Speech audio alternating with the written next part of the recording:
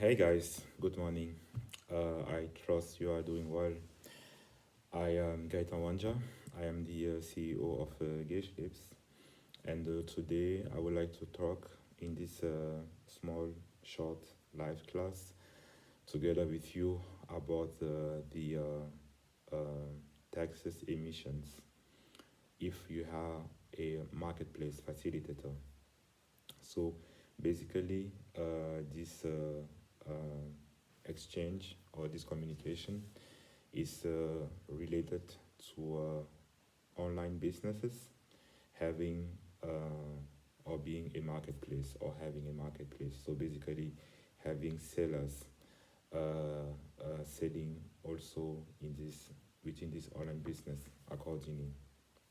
So one step back, what is Gage Lips and why are we doing this? So Gage Lips is a company which has the mission to make it easy, affordable, possible for everybody without knowledge at all to sell internationally and also to raise the online business internationally. So basically, what do I mean by selling internationally or selling cross border?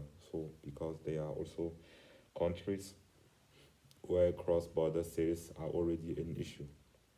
I mean, basically, when you start selling to people not having the same currency than you like you have, don't have not having the same payment method like you have, or the same country regulations, the same import export regulations, the same taxes regulations, and so on.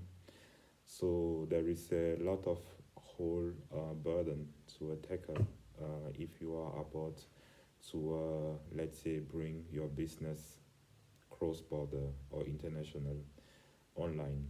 And here we want to help, let's say, small, middle, big businesses accordingly. Even for big businesses, so most of times there is a lack of knowledge, and most of the time there is also a lot of expenses which are not necessary at all. So that can be also much cheaper and much efficient. Okay, so and here also for middle and small businesses. So for people maybe also struggling with the online business as a side hustle, or struggling to, let's say, make their business grow, or struggling to keep their business from failure, so that their business don't fail at all.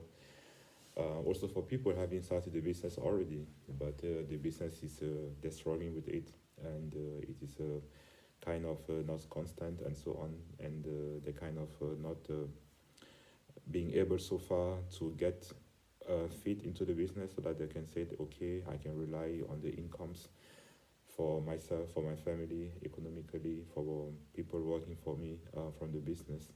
So therefore, it is really important to know this, because to start an online business, and also the same as doing everything, you need to have skills. And I'm pretty convinced that there is a skill set, there is a rule set, there is a lot of things to know, a lot of things, also the connections to have, which can help you to, let's say, save some year of errors. We always make errors. Error will always come, but if you can reduce the threshold of errors, and if you can be less wrong over time, or more efficient, or get, let's say, advice for someone who, let's say, potentially has more skills accordingly, and who can help accordingly. So I think that is really, really of great value, and that worldwide, because as we know, the online markets, the online businesses, and for instance, for this communication, the online marketplaces are growing. There are many reasons for which people are doing marketplaces, and that are also good reasons, and therefore we are addressing this communication to these people. So if you have a marketplace, you have people, let's say, selling emitting product within your marketplace, how do you emit sale taxes accordingly? Here you have to consider two things basically, and here I'm talking about a worldwide approach. So basically, it SMEs for the US, Canada, Australia, Europe, European Union, Africa. So really a worldwide approach. Asia, and for sure you don't have the same rules everywhere, but you have the same approach. And already having the approach and knowing how to tackle it, what to consider, is already a great help or which path to follow, basically. So you have first of all the physical nexus. So basically, where are your business, or where is your business located, or where are the different locations of your business, warehouses, offices, and so on, employees. So freelancers doesn't count. Freelancers also, but subcontractors, if the freelancer is subcontractor, it doesn't count accordingly, depending on the country. You have to clarify that as well. We can help with clarifying this, by the way, just a side note. And then moving on, what you have also to consider for your marketplaces and also for you itself is the economic nexus. So meaning, depending on the country, at some point, the country where you sell something will tell you, I would like you to collect tax for what you are selling.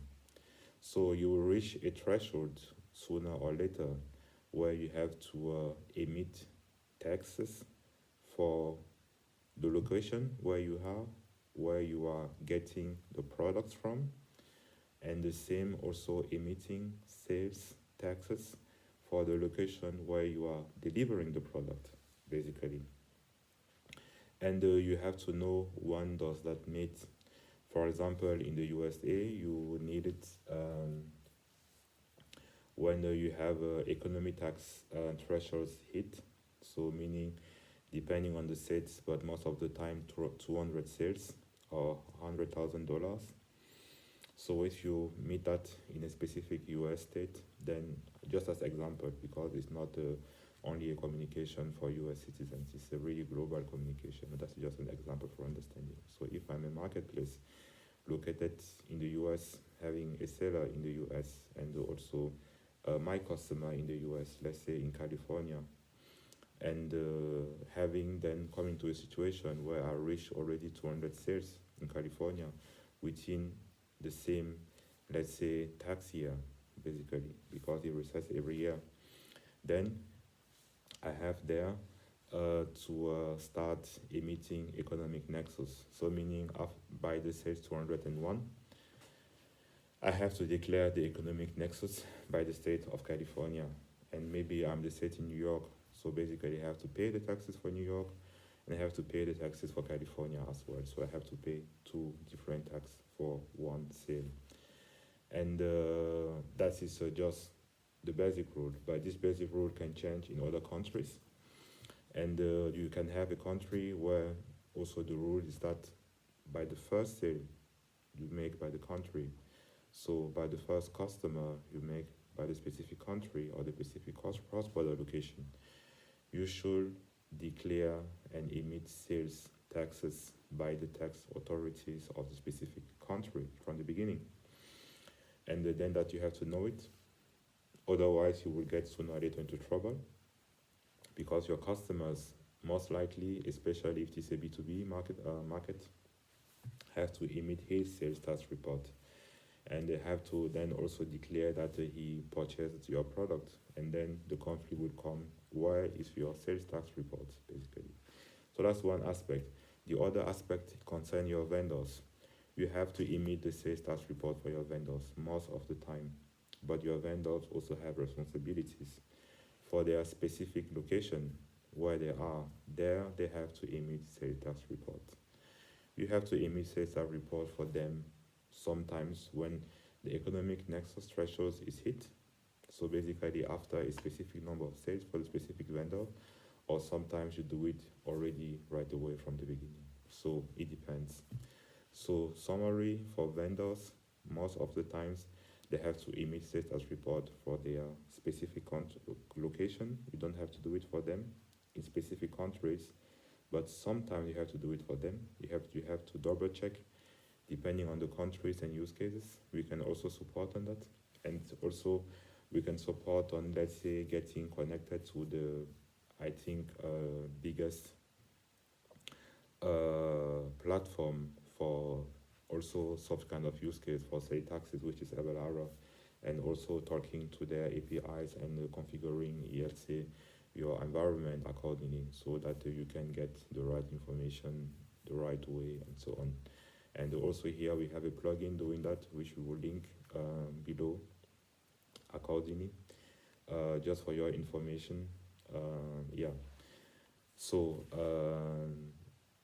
that's it basically. So summary: the sellers have duties for sale tax emission, most of the times only in their location, and sometimes even not in their location, and but in any case not in the location of the country where they make the sales, because in that case, if there are some duties that is the responsibility of the marketplace, and on the other hand, the marketplace has duties and has mostly, if we get it from the other side, the most duties. So the only duties the marketplace may not have is by the case that the seller has to emit his tax declaration by his own, let's say, location. Yeah, and also there, if it is the case, the documents are mostly prepared by the marketplace, because the marketplace and the invoices, this marketplace make the sales on behalf of the seller and have to create the invoice that the seller can emit his taxes in a specific location. So guys, I hope that you understood this topic. Let me know if you want to know more about it, or if you want to know specifically for specific country, for specific use cases, for specific product types, or for specific, let's say, deliveries scenarios, because it's also possible to hit the delivery accordingly. Also, we can cover use cases, let's say, which are triangular, well, how we say.